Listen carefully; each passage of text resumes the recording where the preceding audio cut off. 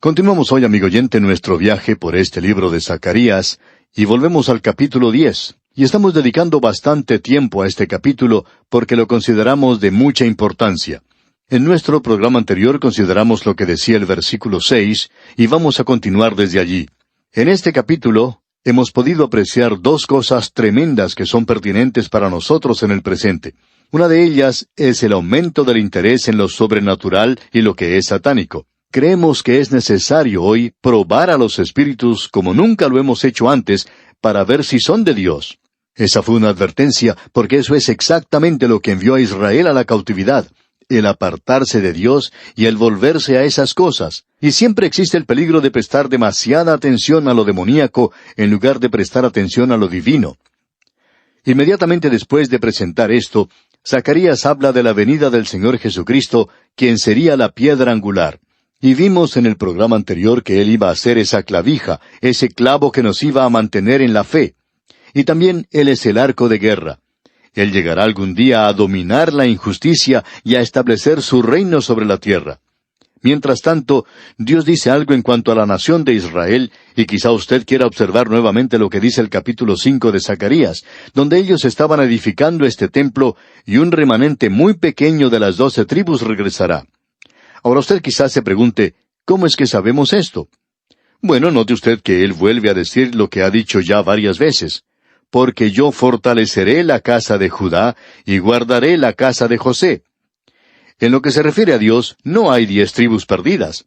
Él dice, y los haré volver, porque de ellos tendré piedad, y serán como si no los hubiera desechado, porque yo soy Jehová su Dios, y los oiré.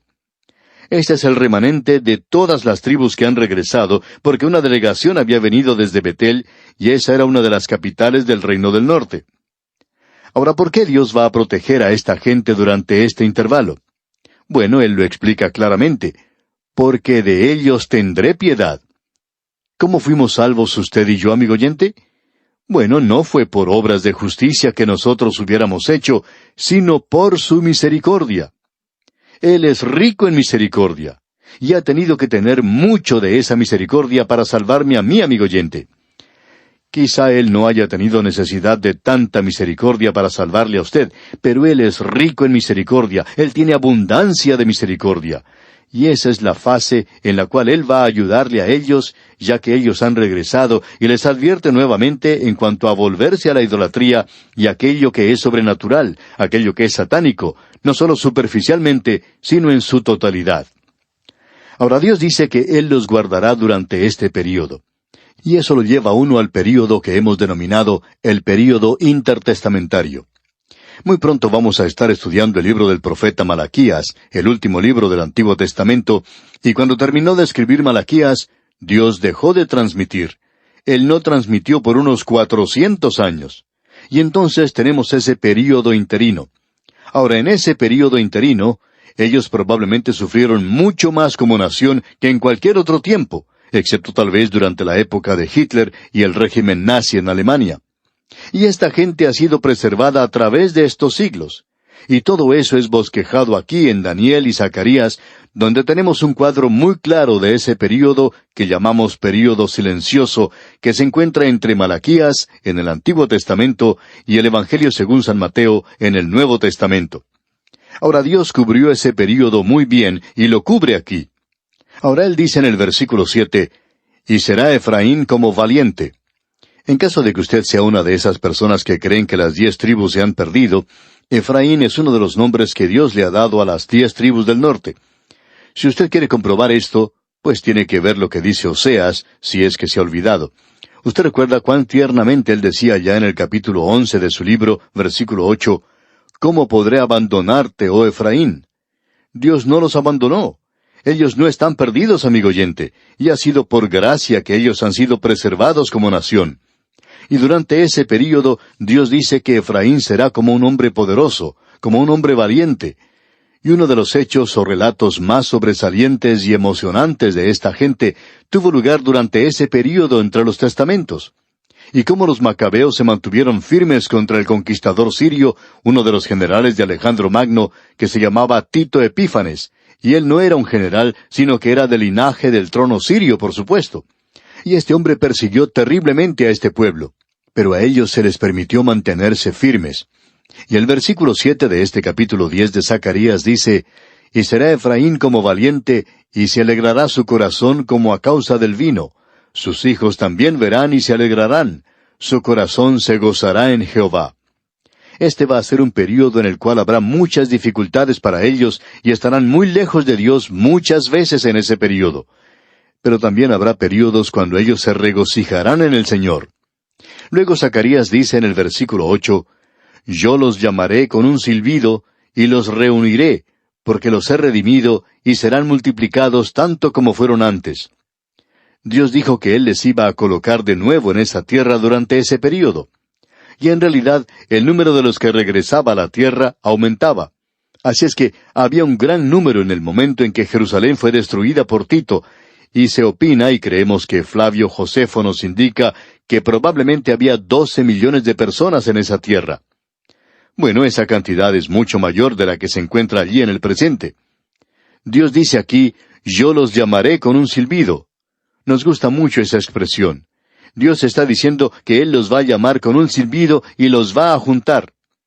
Amigo oyente, eso mira hacia el futuro, hacia un regreso que aún no ha tenido cumplimiento. Porque Dios dice en el siguiente versículo que esa venida o esa reunión sucedería hasta el momento del Mesías. Y el Señor Jesucristo mismo presentó de una manera muy clara que Jerusalén sería destruida después de Él, y eso tuvo lugar muy corto tiempo después que Él fue crucificado y ascendió al cielo. Su muerte y su ascensión tuvo lugar por el año 33 después de Cristo, y en el año 70 después de Cristo, Jerusalén fue destruida. Y esta gente fue esparcida a través de todo el Imperio Romano. Ahora escuche usted lo que dice aquí el versículo 9. «Bien que los esparciré entre los pueblos, aun en lejanos países se acordarán de mí, y vivirán con sus hijos y volverán». Ellos aún tienen que regresar. ¿A la tierra? No, a Dios. Ellos han regresado a esa tierra en el presente, pero no han regresado a Dios. Varios expositores bíblicos opinan, y nosotros estamos de acuerdo con ellos, porque les admiramos y respetamos su opinión, de que esta gente probablemente tendrán que salir de esa tierra una vez más. Este no es el regreso del cual ha hablado Dios. Esto nos informa que un 20% de las personas que se encuentran allí quieren salir de ese país. Una persona que visitó ese lugar dijo que un 20% quería partir y querían regresar a los países de los que habían venido. Y eso incluía a algunos judíos rusos. Eso es algo bastante extraño para nosotros, pero eso es lo que se nos ha dicho. También significa que en algunos lugares es mucho peor el estar allí y que los impuestos son mucho más altos que en cualquier otro lugar. Ahora Dios presentó claramente que Él los iba a esparcir, y los esparció a través del Imperio Romano. Luego Él dice en el versículo 10, «Porque yo los traeré de la tierra de Egipto». Ahora creemos que hay muy pocos en la tierra de Egipto en el presente. Opinamos personalmente que ellos serán esparcidos nuevamente. Y en este versículo 10 del capítulo 10 de Zacarías leemos, «Porque yo los traeré de la tierra de Egipto, y los recogeré de Asiria, y los traeré a la tierra de Galaad y del Líbano, y no les bastará». Ahora ellos van a ir al Líbano. En realidad, Líbano es parte de la tierra prometida. Si usted lee con mucho cuidado lo que dice Josué, puede notar dónde están las fronteras que él señaló, y que el Líbano es parte de esto. Hay muchos que creen que cuando la Biblia habla de la tierra de leche y miel, que eso tiene referencia a la parte sur de la costa libanesa, y esa zona de allí. Esa zona aún hoy es un área muy rica y fértil. Bueno, nosotros no estamos de acuerdo y creemos que en la época en que Josué envió los espías a la tierra, llovía bastante allí y las montañas estaban cubiertas de árboles. Había vertientes y la fruta se podía apreciar en abundancia. Así es que, en realidad, unos cuantos años sin lluvia puede hacer de ese lugar un desierto. No necesita pasar mucho tiempo para que algunos lugares lleguen a ser desiertos. Cuando tienen lugar tormentas de polvo, esos lugares quedan convertidos en verdaderos desiertos. Si uno va más allá de las tormentas de polvo, puede encontrar una tierra fértil y lugares muy buenos para el pastoreo, pero en el presente es algo desértico. Ahora, en el Valle de San Joaquín, en el estado de California, en los Estados Unidos, que se supone es uno de los lugares más fértiles del mundo, se produce mucho más que en el Valle de Esdraelón. Pero, amigo oyente, si no fuera por la irrigación, ese lugar sería un desierto. Cuando alguien derrama un poco de agua en un lugar, eso cambia totalmente la situación. Hace mucha diferencia. Pues bien, esto es lo que ha sucedido con esta tierra. Pero el Líbano iba a ser parte de la tierra prometida. Y por cierto que Dios no les ha dado eso todavía. Ellos han sido criticados bastante por haberse apoderado de ciertas tierras árabes. Pero algún día a ellos se les entregará el Líbano. Ahora suponemos que si hay algunos libaneses que nos están escuchando, pues no van a apreciar esto mucho. Pero así ha de suceder algún día. Ellos recibirán el Líbano.